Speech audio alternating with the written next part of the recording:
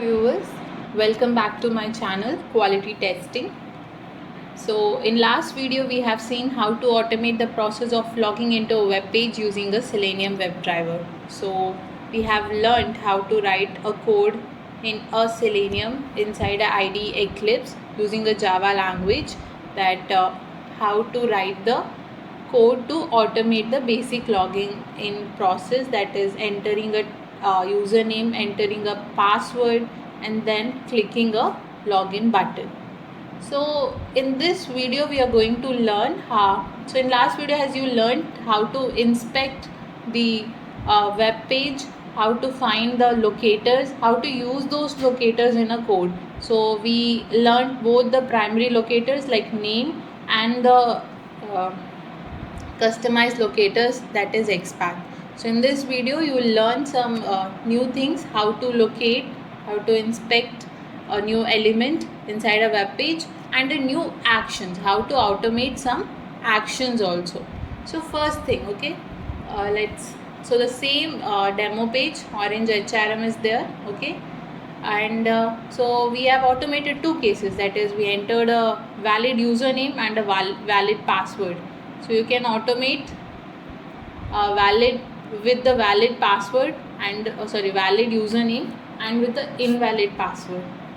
So now let's try to automate this, what it comes. Let's test one negative test case too, right? So yes, Chrome is controlled by the automated test software, that is our Selenium, and now it's running. Wait for a while.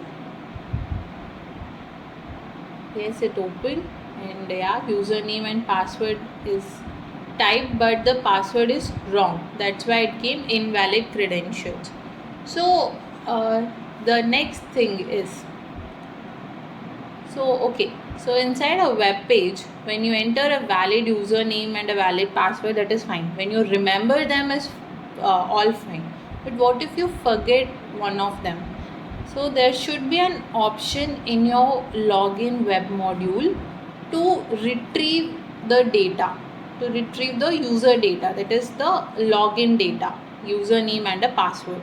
So we have to run automated test case in which which you have to check the functionality of forgot your password. So why there is no forgot your username here? Because in most of the cases your username will be either a mobile number or an email ID, and certain times it's up to you that what you are typing. But yeah, many cases you forget the password, right? It changes. So that's why it's mostly forgot your password. In certain web applications, after going to forgot your password, you might find forgot your username option too. Okay, but here it is not there, but in certain cases you will find that too. Okay, in fact it should be present, because many cases people forget their username too. So let's inspect this forget your password. Okay, let's try to automate that forgot your password. So this is log. Okay, so let's try to inspect that. First create a object for a web element, forgot your password, so I'm writing fr.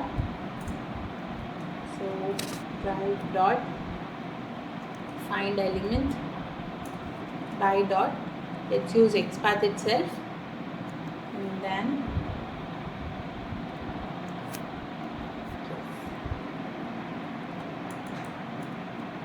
we have created it. So now let's find the address of this forgot your password, forget your password. Okay, just try to right click, inspect. You will find that here the tag name for this is P, and yeah, there is a primary locator. You may see that class is there, but class name is a primary locator. So let's use this detail itself. Okay, class, so let's take the attribute name to be class and the attribute value. What you can do is just control F, that is P, right, the tag name, and inside that it contains two things. The attribute name is a class, comma. In fact, you can use a text too. Okay. Let me explain it. Again, inspect it. So here is a text that is forgot your password. So we can use that text also to locate our web element. How to use it? Again, like same way, the tag name, and then for text,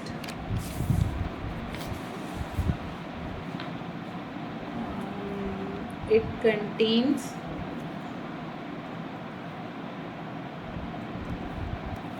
the text which is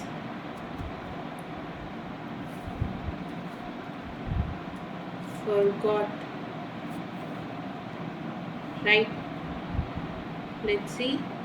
Yes, forgot your password, but it didn't. So this is the way to inspect your locator, your address of a web element when you know certain text inside it. But this is not working, right?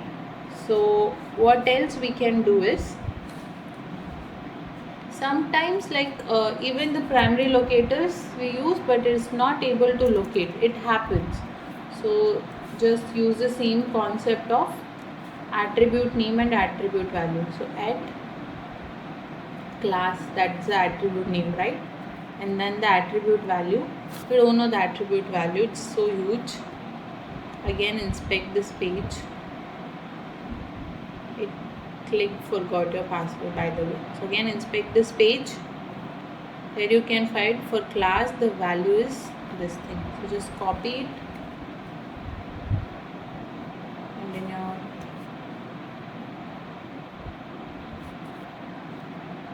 paste it here.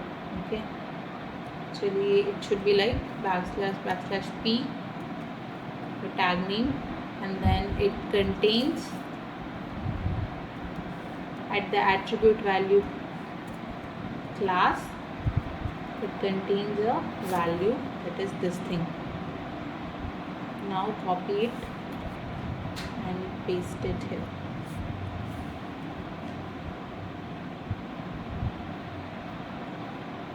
Or remove this thing.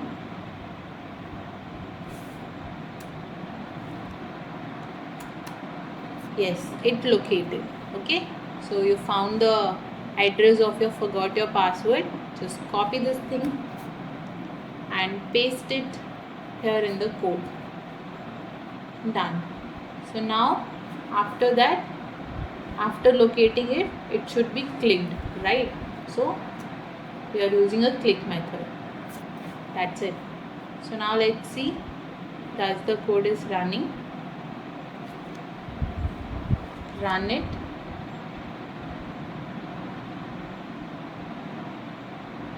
Wait for a while.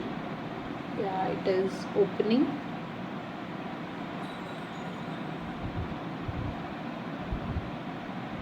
It's taking a bit longer because of either a slow internet or the web page too. Yes. So you forgot your password is clicked. So now after that, this web element username, right? Here also you have to type the username, and what the username value is actually admin. Okay, so now let's inspect this web element. So this is username. So just inspect this. Inspect.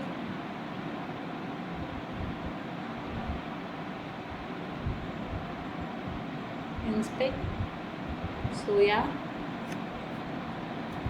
same I guess what we had for username already. So it's inside a input tag name, and it contains placeholder, the value is username. No, it didn't inspect it, something is wrong. Again inspect, use caps here. So this way you can see that locators are case sensitive. So yes, it located now. Just copy it and yeah, create a web element for that username. USS drive dot find element by dot xpath, and the string value is the location. Okay, yes, now you will with the object of this web element you will send the value by using a send keys method, and the value is a caps DMIN. This is the actual username. So after entering this, let's see the action is performing or not. Yes, it's running.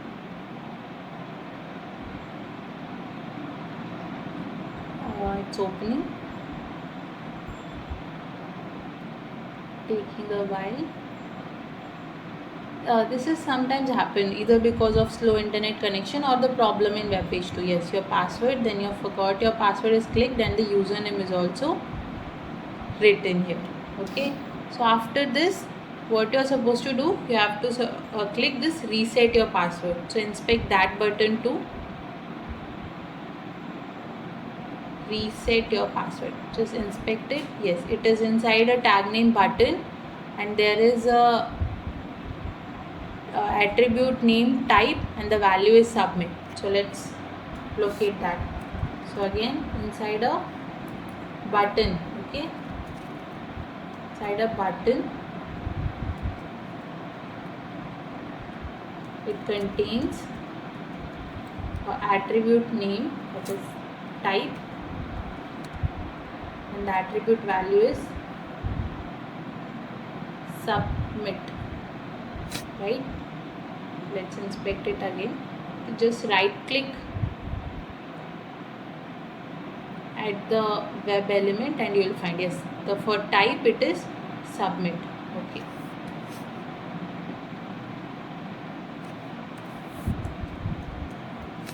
yes, now we have located that button.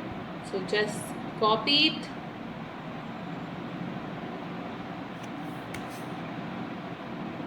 and yes, create a web element object for that. Reset password, find element by dot xpath, and the string value is what you have copied. Okay, that's it. And what to do with this, I have to click it.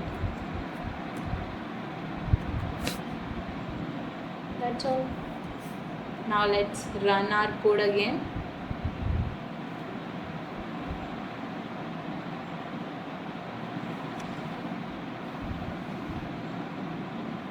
So because of this time wait, yeah, okay, so your username, password, and then you forgot your password is clicked, username is textured, and then the reset password is clicked. So yes, reset password link has been sent successfully to your email ID. So we have automated the forgot your password. So what we have learned today is how to inspect forgot your password functionality, how to do the actions with them, right? So forgot your password will make you land in another page, another landing page, right? So there also you can inspect. So after reaching there, it will search for the web element in that page. So you need not to again get that web page, okay, forgot your password page. You need not to get it. Just after clicking a forgot your password, it definitely will move to the landing page. When you create an object for that web element, it will search for a web element there itself. So I hope you found it useful. If you find that my videos are helpful for you, do like, share and subscribe to my channel. We'll see you in the next video. Thank you.